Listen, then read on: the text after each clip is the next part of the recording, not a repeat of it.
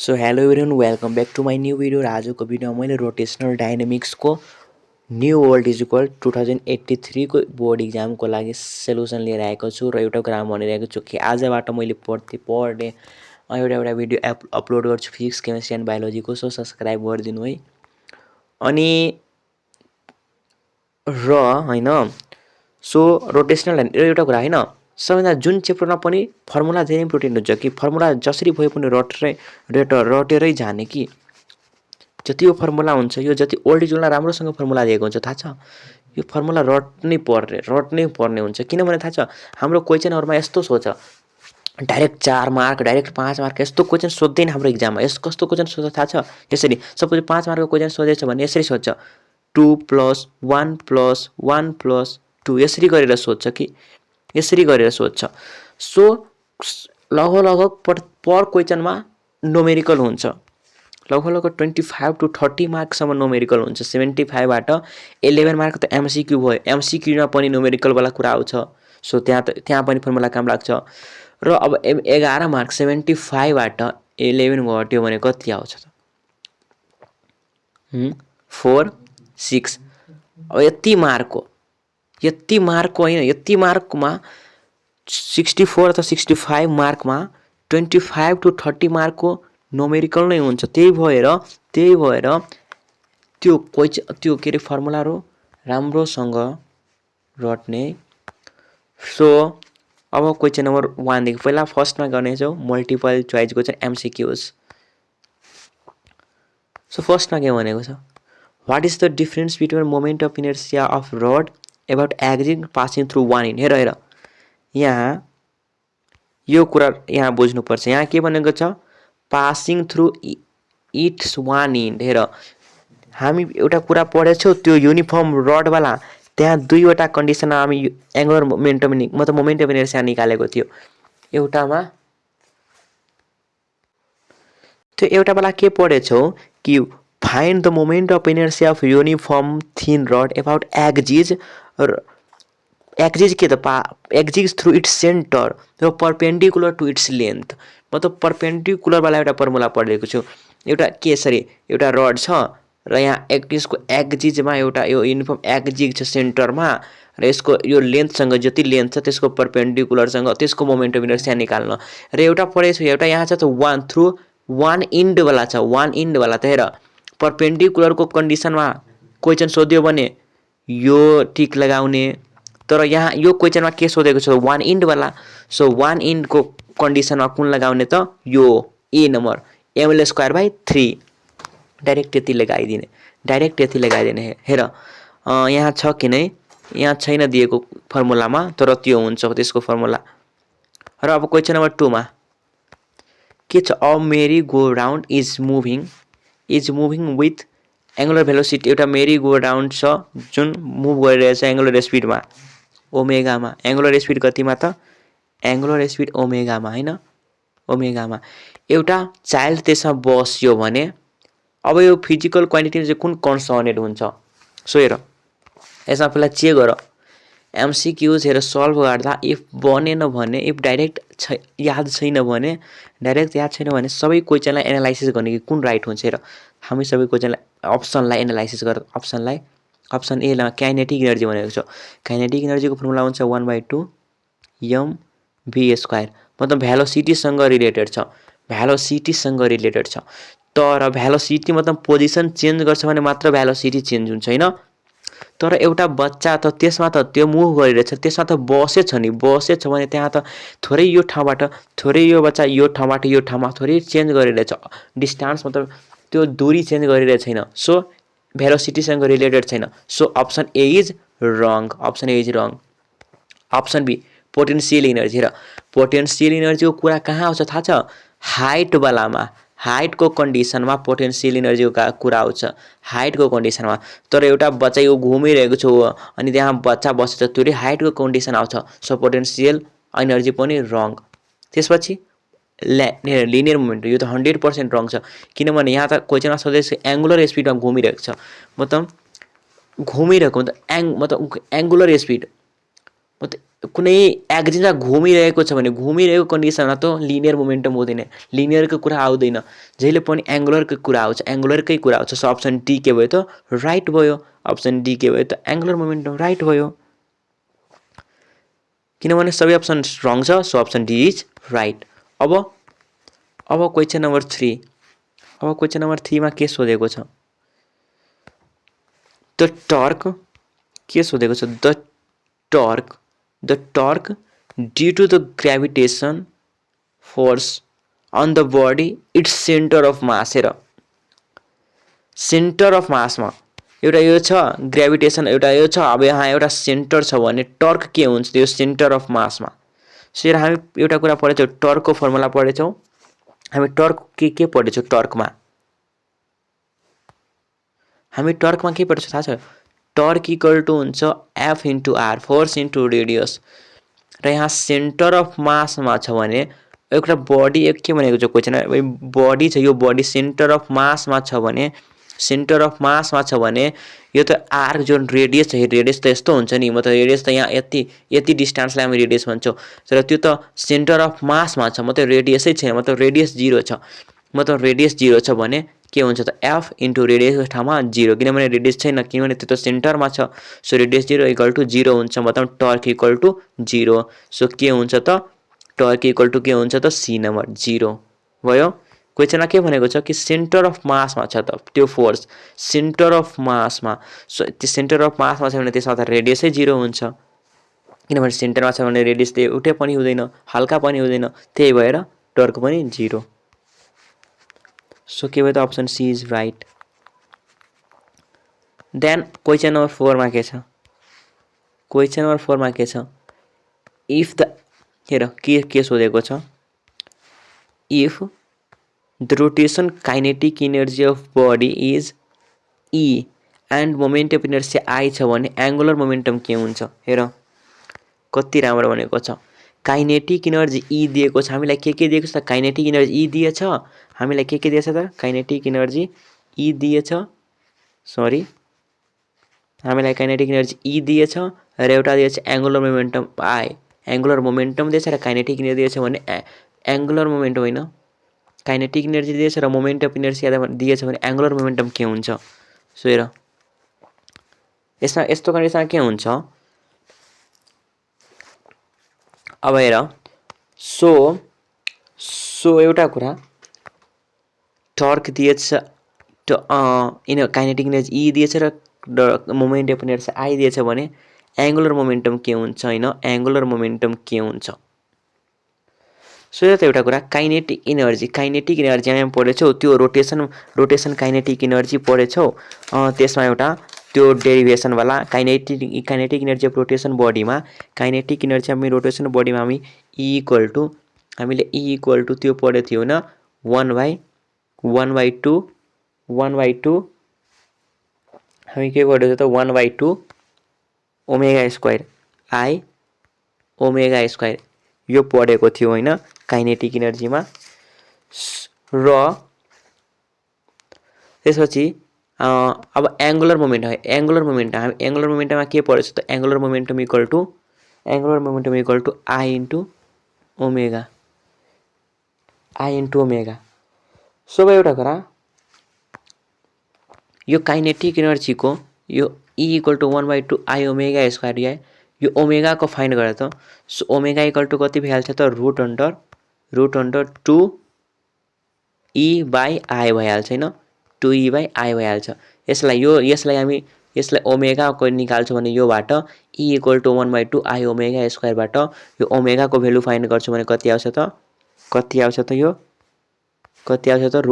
Omega equal to root under 2 E I आउँछ होइन, कति आयो त रुट अन्डर 2 ई आई आयो। अब हामीलाई ओमेगाको value root under 2 E I आयो र हामीलाई एङ्गुलर मोमेन्टमको के हुन्छ त आई ओमेगा हुन्छ।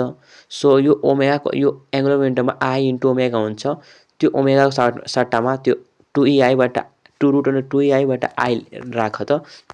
सो हेर हामीलाई angular momentum L equal to I into omega पढेछौँ र हामीले ओमेगाको भेल्यु के फाइन्ड गर्यो त root under 2 E by I होइन। सो अब यसलाई इक्वल टु आई र ओमेगाको सट्टामा मैले राखिदिएँ √2e/i यति राखिदिएँ होइन, यति राखिदिएँ। So L equal to so फेरि एल इक्वल टु के भइहाल्छ त, अब यो आईलाई यो एङ्गुलर मोमेन्टमलाई मैले यसमा राख्न सक्छु, एङ्गुलर मोमेन्टम होइन मोमेन्ट अफ इनर्सियालाई रुट अन्डरमा राख्यो भने के भइहाल्छ त √2e बाहर छ भने अब भित्र लागेको भने आईको स्क्वायर हुन्छ बाई आई। अब यो आई र यो आई क्यान्सल हुन्छ, दुईवटा छ भने सो कति बाँकी रहन्छ √2e आई बाँकी रहन्छ माथि। सो कति एन्सर भयो त 2ei। सो कुन एन्सर भयो त 2ei। सो कति नम्बरमा 2ei दिएको छ त अप्सन बीमा के दिएछ त 2ei, अप्सन बीमा के दिएछ 2ei। सो यो भयो।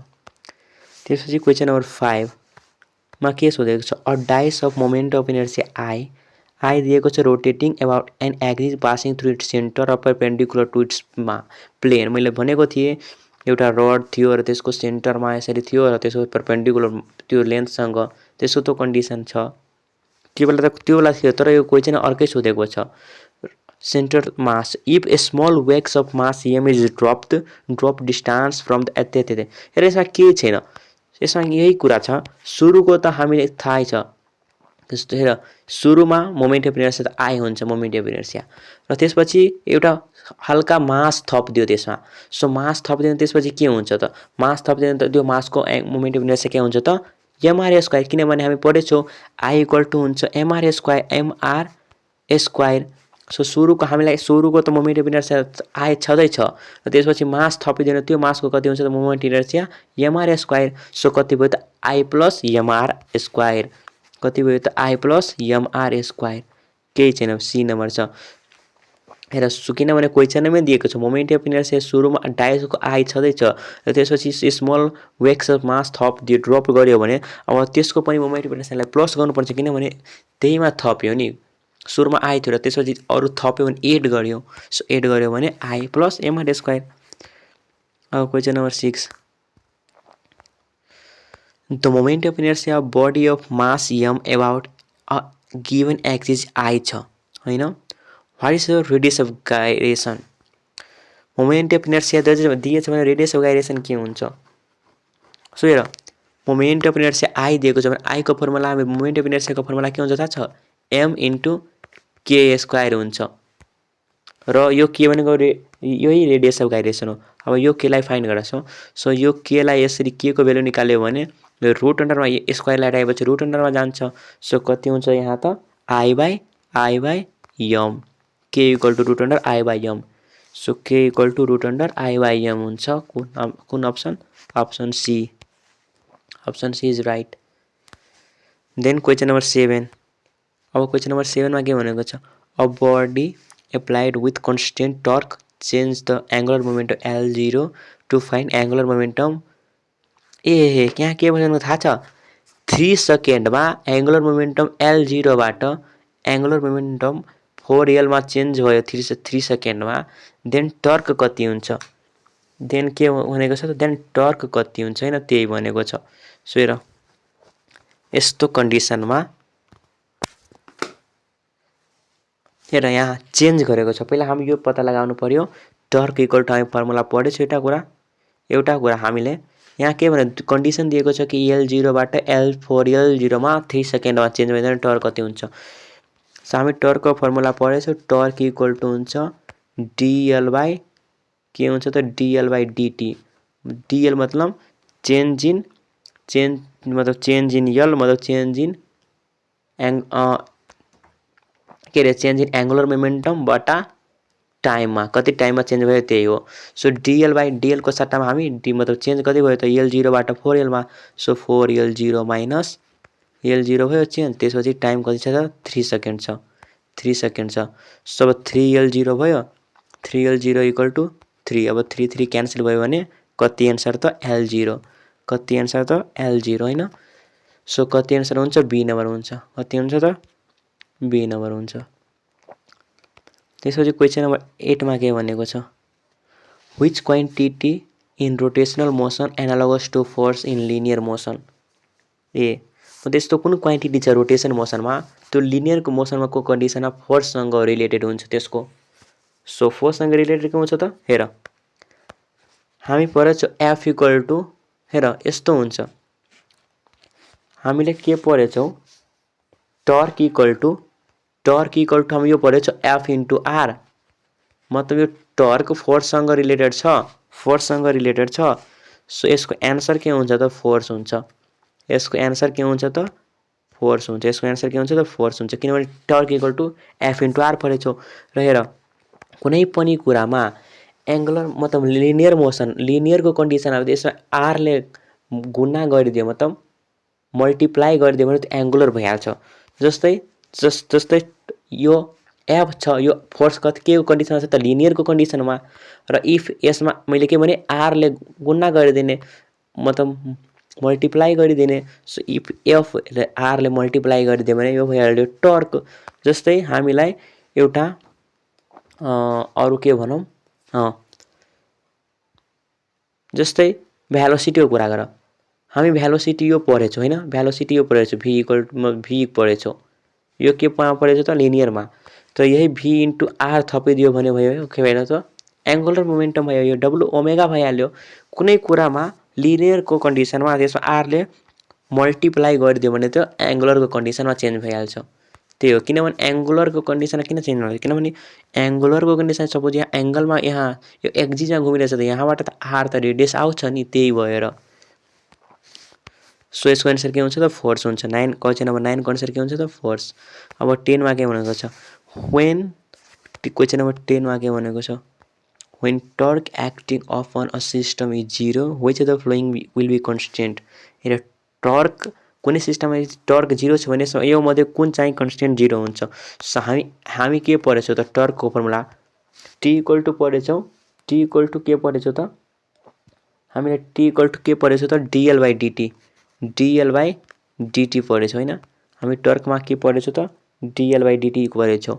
र इफ यो टर्कलाई 0 गरिदियो भने यहाँ क्वेसनमा के भन्छ टर्कलाई 0 गरिदिनु, सो 0 इक्वल टु के हुन्छ त डिएल बाई डिटी मतलब सो अब डिएल के भइहाल्यो त dL equal to 0 into dt मतलब डिएल इक्वल टु 0 मतलब कन्स्टेन्ट। सो यसमा डिएल के थियो त एङ्गुलर मोमेन्टम थियो, मतलब लिनियर मोमेन्टम थियो होइन, के थियो त एङ्गुलर मोमेन्टम, सरी लिनियर होइन, एल इक्वल टु हामी dL equal to angular momentum छ। सो के चेन्ज हुन्छ त के हुन्छ त यसको answer C number, angular momentum constant हुन्छ, किन एङ्गुलर मोमेन्टम त 0 भइहाल्छ, टर्क 0 छ भने एङ्गुलर मोमेन्टम 0 भइहाल्छ मतलब कन्स्टेन्ट भइहाल्छ। हो question number 11 the spoke are use in bicycle. हेर साइकलमा जुन स्पोकहरू हुन्छ, यसरी स्पोक हुन्छ, त्यो किन युज गरेको हुन्छ, के गर्नको लागि, र यसको एन्सर हुन्छ एङ्गुलर एसलर। यसको एन्सर के हुन्छ त इन्क्रिज मोमेन्ट अफ इनर्सिया, किनभने थाहा छ यहाँ हेर त यो चक्कामा यो रिममा यहाँ के गरेछ त के युज गरेको छ, स्पोकहरू युज गरेछ। अब यहाँबाट यहाँसम्म आर कति आर बढ्यो त, धेरै आर बढ्यो कि नै, र हामीले मोमेन्ट अफ इनर्सियामा आई इक्वल टु के पढेछौँ त एमआर स्क्वायर मतलब जति रेडियस त्यति मोमेन्ट अफ इनर्सिया बढी हुन्छ, र मोमेन्ट इनर्सिया अब यहाँ रेडियस त बढी छ, किनभने यहाँ त हेर त यहाँ आर छ, धेरै स्पोक हुनुहुन्छ, सो के इन्क्रिज भयो त मोमेन्ट अफ इनर्सिया बढ्यो, so increase moment of inertia. बुझ्यौ नि। सो अब क्वेसन नम्बर 12, अब क्वेसन नम्बर 12 मा के भनेको छ, in rotation motion the physical quantity imparts angular acceleration. हेर यसमा के हुन्छ त्यो क्वेसन नम्बर 10 जस्तै छ, क्वेसन नम्बर 10 होइन, क्वेसन नम्बर 10 थियो त्यो, क्वेसन नम्बर होइन त्यो क्वेसन नम्बर 8 जस्तै छ।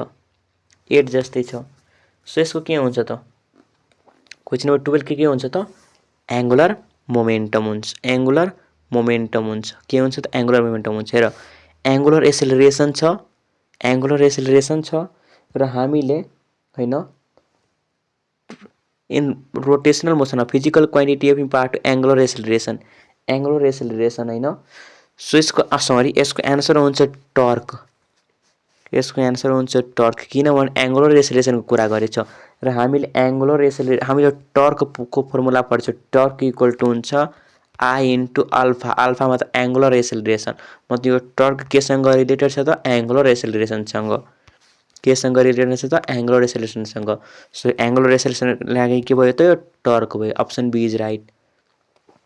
Question number 13 if L represent momentum र I represent moment of inertia then यसले के रिप्रेजेन्ट गर्छ अरे एलले मोमेन्टम आईले यो गर्यो भने एल स्क्वायर बाई 2 ले के गर्छ। सो हामीलाई के दिएको छ त एल स्क्वायर बाई 2 दिएको छैन र हामीले एल के रिप्रेजेन्ट गर्छ मोमेन्टम। र एउटा कुरा हामीले एलको फर्मुला के पढेछौँ त एलको फर्मुला हामीले के पढेछौँ त एङ्गुलर मोमेन्टमको formula I into omega. So एलको स्क्वायर छ भने आई इन्टु ओमेगाको स्क्वायर भयो बाई 2l भयो बाई 2l हैन बाई 2y छ 2y बाई 2y भयो। अब यो 2y भयो भने अब हेर त यहाँ सो के भइहाल्छ त I square omega square by 2i I square omega square by 2y। Sorry यहाँ राम्रोसँग लेखाएन हेर यति छ 2y छ। सो अब के भइहाल्यो त आई स्क्वायर ओमेगाको स्क्वायर बाई 2y। अब यो एउटा आई र यो एउटा आईलाई काट्न सक्छु। सो के बाँकी रहन्छ त के बाँकी रहन्छ त आई माथितिर एउटा आई बाँकी रहन्छ र स्क्वायर ओमेगा स्क्वायर बाई 2 बाँकी रहन्छ। अब यसलाई म यसरी लेख्न सक्छु 1/2 इन्टु आई ओमेगा स्क्वायर। यसलाई त यसरी लेख्न सक्छु र यो के को फर्मुला छ यो के को फर्मुला छ यो छ के को फर्मुला यो छ काइनेटिक एनर्जी अफ रोटेसन बडीको फर्मुला। के को formula kinetic energy of rotation बडीको फर्मुला। सो यसको एन्सर के हुन्छ त rotation of kinetic energy A number हुन्छ। र अरू यसमा अझै एमसीक्यूजहरू छ यहाँ छ यो एमसीक्यूजहरू अर्को भिडियोमा गर्ने। अर्को भिडियोमा पहिला हामी यो सर्ट क्वेसन यो वाला क्वेसनहरू गरौँ यो एमसीक्यूज अब अर्को भिडियोमा। सो यो अब यहाँबाट सुरु गरौँ थ्योरेटिकल क्वेसनबाट।